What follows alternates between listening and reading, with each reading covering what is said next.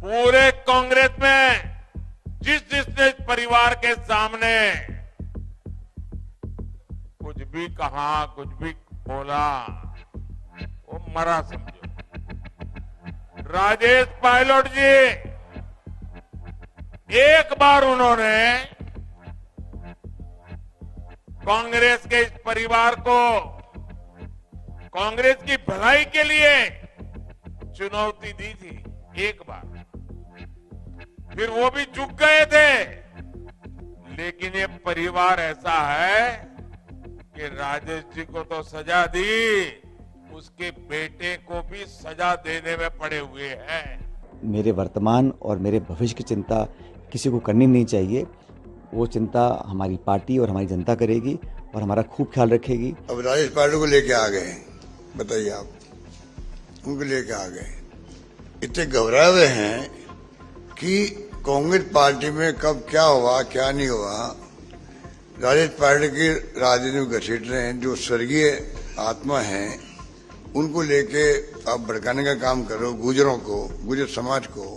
आप लोगों को कांग्रेस का इतिहास मालूम है।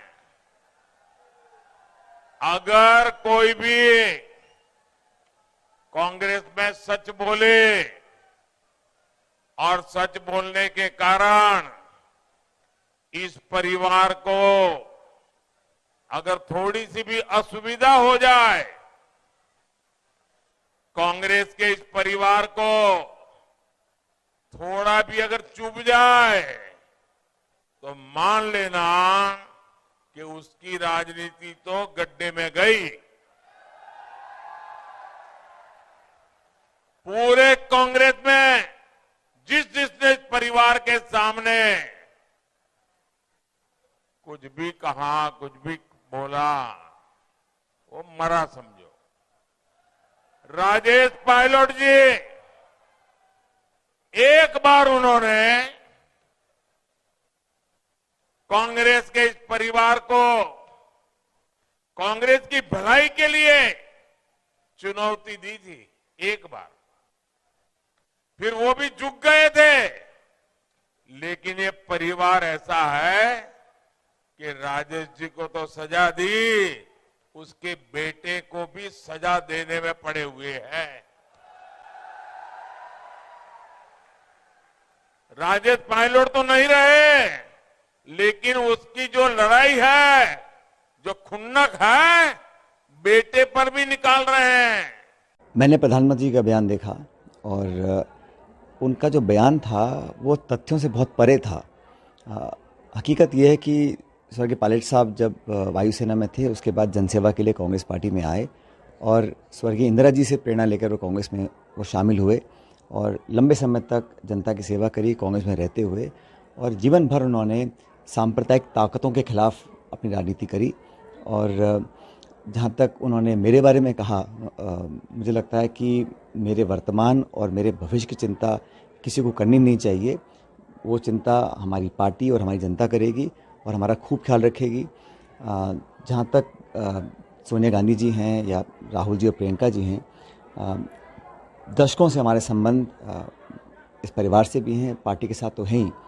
और ये रिश्ता दिल का है, ये रिश्ता पुराना है और मुझे लगता है कि इसमें किसी को बहुत ज़्यादा बयान देने की कोई ज़रूरत नहीं है। हम लोग पार्टी को मजबूत करने के लिए काम कर रहे हैं और इस प्रकार के जब बयान आते हैं तो समझ में आता है कि कहीं ना कहीं बीजेपी बैकफुट पे है, क्योंकि लगातार अलग अलग राज्यों में बीजेपी हार रही है और कांग्रेस पार्टी की सरकारें बन रही हैं।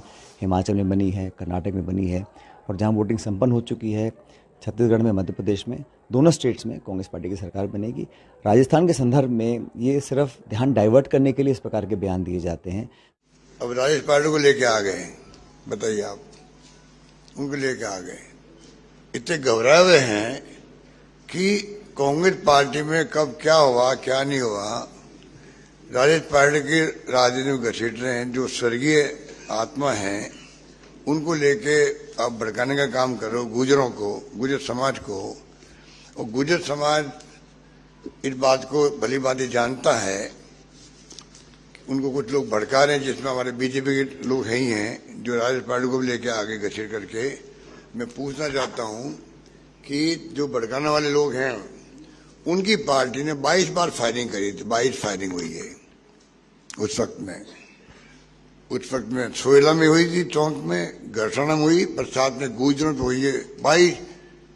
22 फायरिंग में 72 गुजर मारे गए थे, 72 गुजर मारे गए थे। 12 दिन लाशें पड़ी रही थी और उसके बाद सरकार बदल गई उनकी और मैं मुख्यमंत्री बना। मैंने उस वक्त भी कर्नल बैंसला साहब मेरे संपर्क में रहे, धरने दिए, फिर भी उन्होंने रेल पटरी में बैठ गए, सब कुछ किया उन्होंने। हमने प्यार से, भाईचारे, समझाई से उनको उठाया बार बार। हमने आरक्षण दिया, 1% फिर 5% दिया। आज सैकड़ों लोग आरएस बन रहे हैं, डॉक्टर बन रहे हैं उनके गुर्जर समाज के। और सबसे बड़ी बात है, फायरिंग में मारे गए 72 लोग।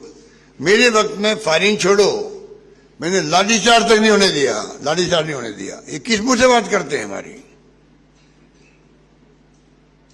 फिर भी भड़का रहे लोगों को। जनता समझ चुकी है, आप देखेंगे इसको सबक।